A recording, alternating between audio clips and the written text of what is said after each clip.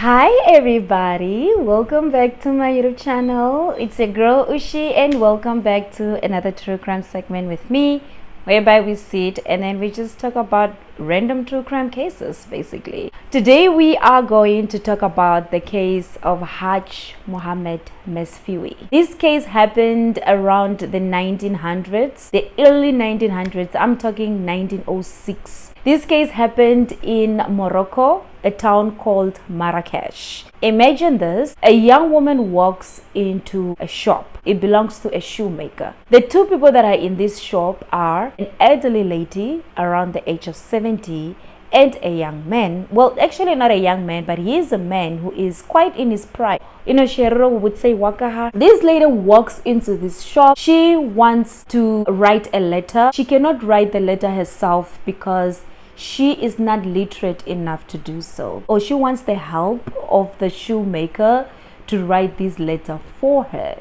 This shoemaker approaches her, like, can I help you? Can you please help me write this letter to a friend of mine? And he was like, okay, cool, I can help you, I can do that for you. And they sat down and then they write this letter and they finish. As she's about to go home, he goes like, stop, I know we don't know each other, but it's just that I'm about to have lunch and I don't want to do it alone. Can you please have lunch with me? She doesn't see anything wrong with this. She agrees. Probably she hasn't had anything to eat ever since morning. She's probably really hungry. This man brings out food, and with the food that he brings out wine.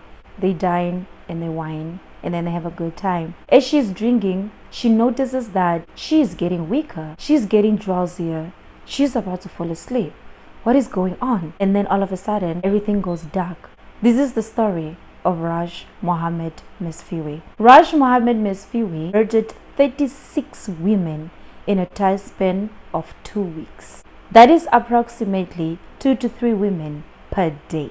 Raj Mohammed Mesfiwi was working in a shop, was not working alone. He was working with a lady named Anna. Anna was an elderly woman. She was around 70 years old. Together, they were both shoemakers in the town market of Marrakesh. Back in those days, the women that were disappearing, the women that Raj was targeting, were young women between the ages of 16 to 24 years old. These were women who came from poor backgrounds, the type of women that if they disappeared, nobody's going to be asking too many questions. Even if anybody notices and asks questions, nobody's going to take them seriously. Nobody takes poor people seriously. When this young lady disappeared, fortunately, her family did not take this lightly. The family of the young woman that Raj just poisoned with the wine that he just fed her started looking for her. They started asking questions. They started to trace her footsteps. Every single person that this father asked information from pointed him to the doorstep of Raj Mohammed Mesfiwi.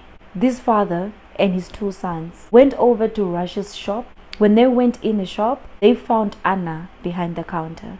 They asked Anna, have you seen my daughter? The moment they asked Anna this, they could see that she was uncomfortable. She started to sweat and was trembling. They could tell that she knew more than she was letting on. So they took Anna and then they questioned her. And they sprinkled in a little bit of torture just so that she can talk. Anna was an elderly woman and she couldn't handle the pain. She cracked under the pain as well as the pressure, and she started to talk. She told the father of the girl that they just murdered that they murdered her, decapitated her body, and then they buried her body in the garden. With this information, the father took to the police.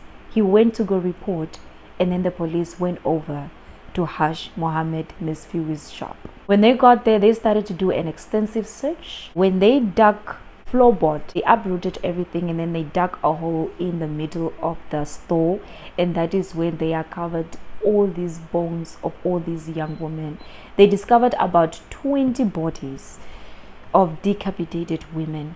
They went into the garden, they dug all over the garden. They discovered 16 more bodies of these decapitated women. The family in Marrakesh, the family of all these missing young women that were just disappearing, when they heard the news, they were outraged. Everybody was angry. When they found him guilty, the first thing that they thought of was, let's crucify him, like what they did to Jesus. The town of Marrakesh at that time, they were foreigners, and the foreigners couldn't really stomach this idea or this thought of crucifying a person. They said that It's very outdated. While we are thinking of a perfect punishment for Raj, let's punish him a little bit more. The community wanted to see him suffer. They took him into the town square. Then they whipped him 10 times with a long rod of an acacia tree that is full of thorns. Hit him over and over and over again until he started to bleed. He started to cry. He was asking for mercy. Every day, that's what they will do. They would take him to his cell. They would treat his wounds so that he does not succumb to his injuries, so that he doesn't die before his time. They will put some vinegar, some olive oil, just so that, the wounds can be healed a little bit, so that the next morning they can take him to the town square and beat him again 10 times. They did this for several days until they decided upon fitting punishment for him. The punishment that they all decided that they are going to give him is the punishment of walling, also known as annulment. Basically, what this means is a hole that is dug in a wall. They are placed in this hole, and then this hole is closed up forever. You die in this hole. They didn't even tell Muhammad that this is what they're gonna do. They just took him out of his cell, and he was expecting to be whipped again like how he usually is. They took him to the town square. Once he got there, he saw the hole in the wall, and he knew immediately what was about to happen. He started to plead for mercy. While they were busy putting him in the hole, they were actually throwing things at him. They were throwing dirt at him, they were hitting him, spitting at him, and then they placed him in the hole. So what they do is, while the person is inside the hole, they close up the hole with the bricks of cement. They wanted Raj Muhammad to actually suffer for his crime. They didn't want him to die before he could suffer. They were feeding him food and water just so that, he can have the energy so that he does not succumb to his injuries earlier. They closed up the wall with Muhammad in between the walls, and they could hear him screaming and pleading for mercy. Every time they could hear him screaming and pleading for mercy, they would cheer. They would be like, yeah. So they were just standing right outside the wall, just waiting for him to speak or for him to say something so that they can hear his voice. The moment they heard that he was alive, they would be like, yeah, he's suffering. And then when he's quiet, he's like, ah. So basically, they just didn't want him to die. They just wanted him to suffer for as long as he possibly can. This went on for 3 days until the third day came, and then Muhammad succumbed to his injuries, and then there was silence. Many people in the crowd stated their disappointment. They said that it's a shame that he died so soon. The reason why I decided to do this case is because I wanted to talk about the whole annulment. So what if the person was innocent? Forms of punishment in the medieval times, which is crazy. These people were very creative. Oh, who thought of, yeah, let's put somebody in a wall? Back then, people were very creative when it comes to torturing people. Yeah, guys, that's the end of the story of Raj Muhammad Mesfiwi. Thank you so much for tuning to my channel. As per usual, I'm so glad that you guys, are here supporting me, and so yeah.